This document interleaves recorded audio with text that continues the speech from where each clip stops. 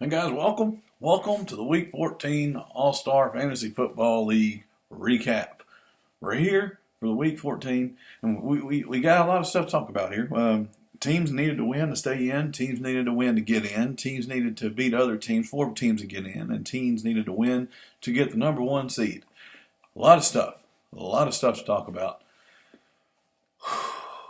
Yeah, first matchup we're going to talk about is the Death by Taxes and the Copperheads. Now, going into Monday night, Rodney, he still had Tom Brady left, and Tom Brady's playing the Dolphins. You know, he needed about 14 more points from him, and usually, Tom Brady's good for 26 to 29, points.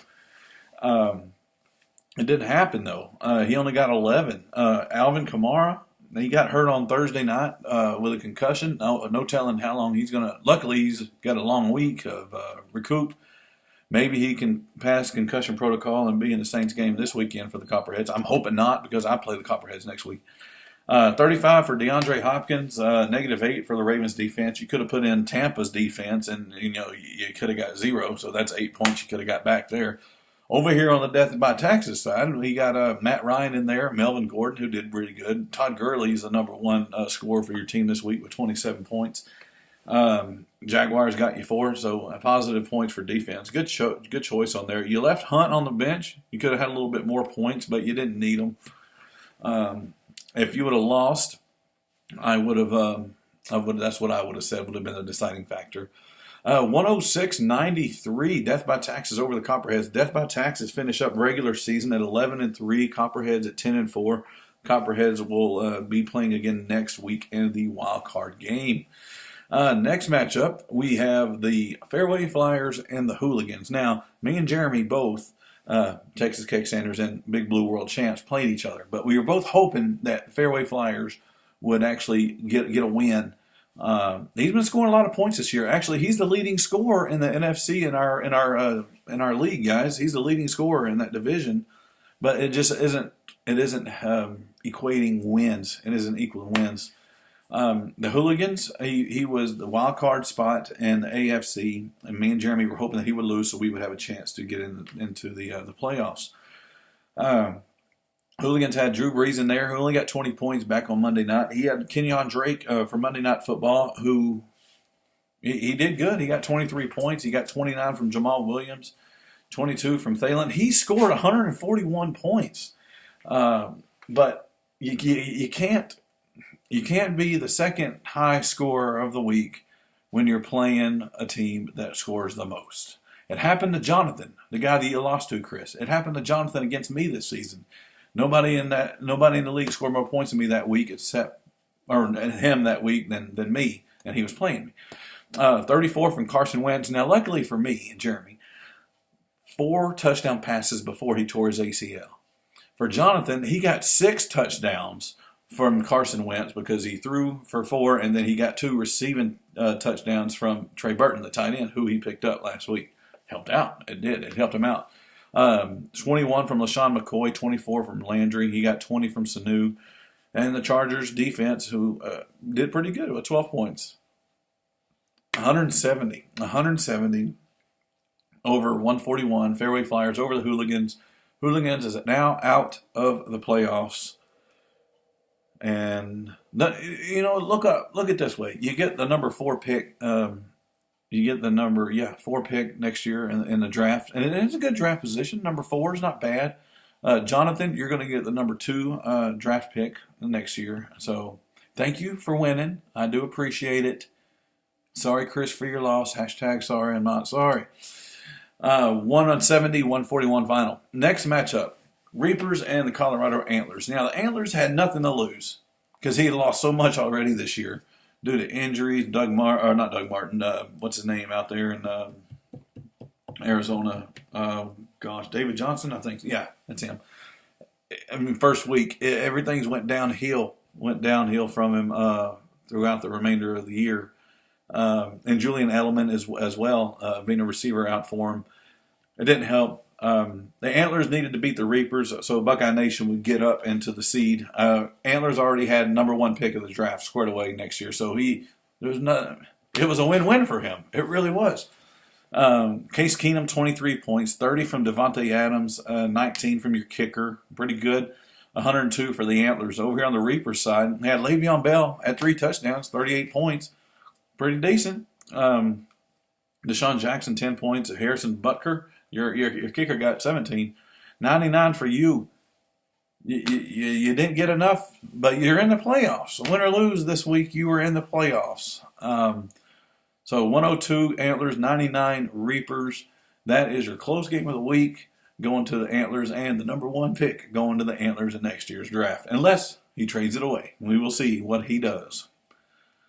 Next matchup, we have Ohio. Look at the Buckeye Nation and the Corn-Fed Fatties. Now, Brian needed a win to get number 1 seed. Brandon needed a win to get either way, he was going to be playing this week because he wouldn't have got number 1 seed.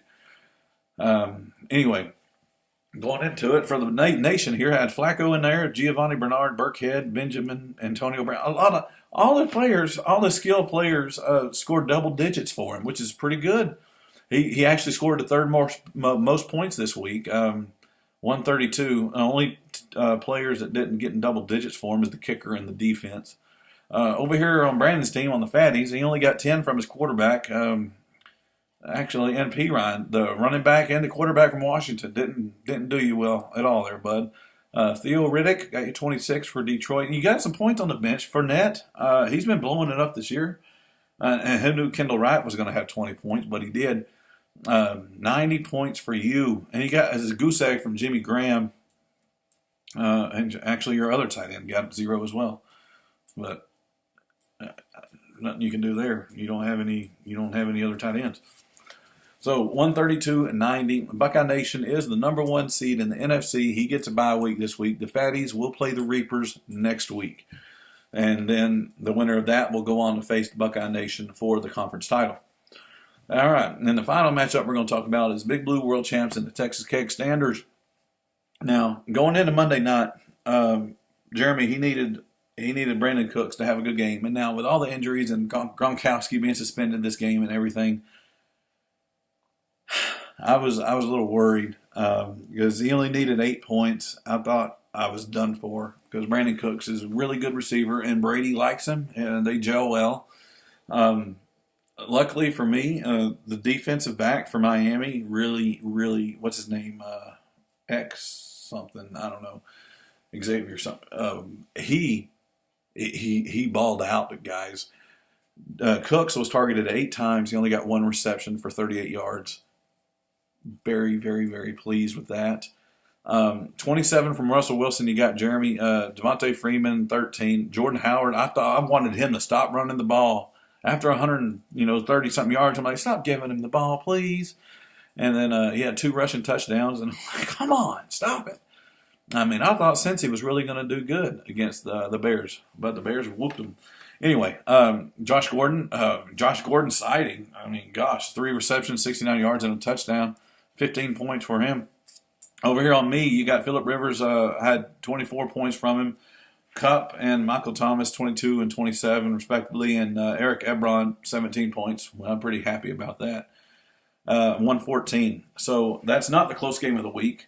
It's not the come from behind victory of the week. It's just a victory, and it's a win that I needed to get in the playoffs, and I do appreciate that. Thank you, Fairway Flyers, for getting me into the playoffs. 114, 110, the final. Jeremy, no worries, bud. You have the number 3 pick in the draft next year, so you didn't lose too much there. You just don't have a chance at the title. So you got the most points scored by Fairway Flyers. That's a trophy. The biggest win by victory, by margin, is the Buckeye Nation. Closest game of the week, 102-99. That goes to the Antlers. There is no come from behind victory this week. There could have been, but there wasn't. So that's it, guys. That's your Week 14 recap. Corn-fed Fatties and the Reapers play next week, and the Copperheads and the Texas Keg Standers play next week. The rest of you are not. So have a wonderful day. Thank you for the birthday wishes, guys, and we'll talk to y'all later on.